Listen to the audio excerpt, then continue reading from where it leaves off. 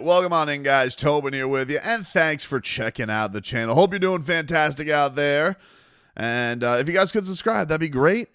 And if you're not, just don't tell me about it. Like, otherwise, I'm gonna hold it against you or something like that. Anyway, you guys see what Jimmy Butler's up to in Sweden, dude? And I'm not just talking about working with Pelle Larsson's coach, but the dude has gone full Rocky IV, working out in some Swedish forest, and I'm here for it, man. This guy looks like he is in. He has been getting himself ramped up. We are now, man, it's closing in. What are we, 24 days away from Miami Heat camp as I record this, 5 p.m. on a Saturday afternoon. And the one thing I'll say about Jimmy, we're going to do a little bit of a discussion on this with my guy Leroy, who's been we've been getting into arguments about whether the Heat should have paid Jimmy or not. And he thinks, like, I totally understand why the Heat aren't paying him, basically, because he hasn't been available. And while that is true, I also have won many an argument that are not ones I probably should have won, simply with the counterpoint Jim VP. And so for that, I'm still in the place where I think Jimmy should have gotten his dough, but he's not. Here's the thing that's interesting, though. People have made this idea that Jimmy Butler is only coming into this year with money on his mind.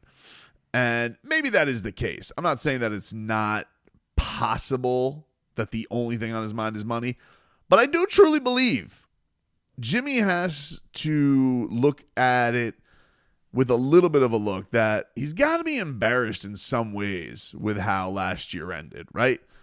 And it may not seem that way because you think of him, tipsy at F1, saying that if I was healthy, the Knicks and the Celtics would have been going home. But I do think the guy is an absolute assassin of a competitor. I do think that he is a big driving force. And I do think that there is probably elements to his game where he looks back on this season, whenever that reflection was, China, Sweden, Brazil, wherever the trip took him, wherever the Jimmy Butler World Tour took him. And there had to be moments where he's like, I bought into my BS a little bit too much. I bought into being thought that we could just coast and flip the switch no matter what. Because it worked. Worked one time. And I do think that the guy watches Boston win after having so many great battles with them and not being able to be there for his team because he was hurt and not being able to provide what he has been able to provide the Miami Heat in many other seasons. I got to think that there's also an element of Jimmy that's still a competitor that wants to go smoke these fools and wants to go smoke the East and is coming back with a vengeance. And I do think that, having all of this time to heal up and then get your body right and assess how to get things in a better direction, I do think is going to be valuable for Jimmy. Yeah, maybe that'll come with getting a big-time deal, but I do think just having the juices of, hey, I'm going to coast through these games. I got to, be there for when the season really matters. Talking about it's that time. And it kind of blown up in your face. I do think that probably makes you reassess things. And so seeing him work out in the 100-acre woods, wherever that is in Sweden, and doing the jumps on the stumps and doing the wood lifts a la, like he's got to have Adrian on the horse cart pushing her up, did remind me a little bit of 2018 where Goran Dragic did something similar in the Slovenian forest. And he was, absolutely tuning himself up in the right spot. And you guys remember, Goran, another guy who's been called out by Pat Riley, highly paid by Pat Riley, and has been said, hey, son, we didn't pay you for this bleep. Look, Pat Riley's called out many a star. I don't think this is going to be a contentious thing. If anything, I think Jimmy probably is fine because it is direct. It is one of these things where, hey, that's Pat. That's how Pat goes. And Pat is not one to pull punches when it comes to things like this. So on the other side of it, speaking of Pat Riley, there was some Riles flirtation that was going on in the NBA stratosphere. You guys familiar with Kyle Kuzma? Kyle Kuzma has been a Heat culture flirt for a long time. This guy tweets about the Heat a lot. And this was a clip he was doing something called Sky Sports. He was doing an interview, and he was talking about his admiration for Pat Riley and the Heat. And this is what Kuzma, who, mind you, has spent the last 2 years in Washington, so I'm sure that can drain on you as a competitor. This guy was a champion, beat the Heat in the 2020 finals, thanks to Goran Dragic's foot exploding and Bam having one arm. But here was Kyle Kuzma. You mentioned you have respect for the great Pat Riley, even if you didn't get to play for him. Why is that so, and how did that respect start? Did you ever get to interact with him? Never. I've never had a chance to interact with Pat, but I've always admired him. I just admired his just no-nonsense approach when it came to basketball and, being professional, because that's me. When I'm off the court, I'm very fun. I'm very, I have all these different passions. But, when I step in between the lines of basketball, I'm very, very serious because I love it and it's important to me. So, I just love what he stands for. And when you look at his just toolage of the sport resume, from, the Showtime years up until just building what the Heat culture is. It's pretty phenomenal. So, all right, so there you go. That's Kyle Kuzma, and yeah, he's been a guy who's definitely done plenty of Heat admiration on social media in the past. It's definitely, I guess, one of those things where, like, positionally, you could see a guy like him kind of making sense next to Bam Adebayo. 6'9", it would be kind of a smallish front court. He has shot it a lot, obviously, being in Washington the way that he has been. He averaged over 22 points last year, 21 the year before that. So he's obviously getting more of an opportunity to score the basketball.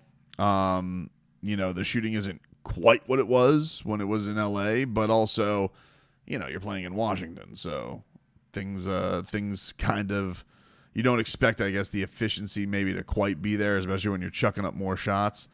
And they were like the Shaq and a Fool team last year. But it is interesting. Here's what I would say. I don't have like this crazy desire for the Heat to go get Kyle Kuzma. It's not like this it's not this move that I look upon as, that would be perfect for the Heat. Because I do think that they have those pieces that I'm excited to see what they do with the 4 spot and whatnot. But I do think this kind of it almost makes me think about the Terry Rozier thing, in that having those guys who have been in bad situations, right? And Spo talked a little bit about this with Terry last year, of guys who were in good situations, went to bad situations, and then come to the Miami Heat. They have a little bit more of an appreciation. And I think that one of the problems that the core could have been having over these last couple of years is just a malaise of, hey, we've all kind of seen each other's faces, Duncan, Bam, Tyler, Jimmy. We kind of get it, guys. The undrafted guys, we all get the story, Caleb, and all the stories. And I do think you do have a good top 3 players, and you have sensational players in Jimmy and Bam. You have Tyler Hero, who, we think can get better, and that's great. But I do think having the young guys infiltrate and bring some more of that juice to the program. And then the one thing that I think a Terry Rozier or maybe a Kyle Kuzma one day could bring is like, hey, I was in a good situation, then I went to a really lousy situation, and yeah, I got to take all the shots and I got to do all the stuff, and that was fun, but I didn't win. It didn't mean anything. And I think, Spo alluded to this last year with Terry.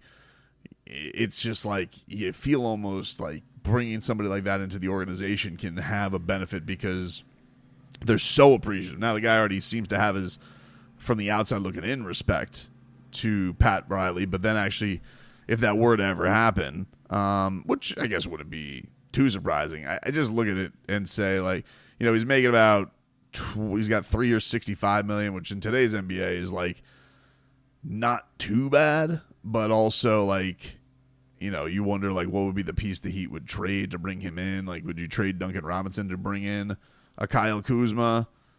Don't know. Don't know if the Heat are going to bite on that or not. But I think that it does show sometimes. I think the Heat fan gets warped and they get upset about the Whales being gone. And trust me, I want more action than anybody. But I do think that there are still people that look at the Heat and the way that they run things, and especially when they've been in clown show organizations, and I think they look like, man, I really could use some of that. I would really like to go at these things hard, and I would like to go at them with the ferocity and the competitiveness that true Heat culture would have. And honestly, I think that some of that stuff will be, could be beneficial in them taking the regular season more seriously, because it has kind of looked upon to these guys as almost more of a burden than a privilege lately to go and play these basketball games. And so not everybody on the roster, but, a lot of them. And they need to go at this like every game needs to matter and have that pay off in the playoffs, rather than this is something we do before we get to the playoffs. That really does need to shift going into this season.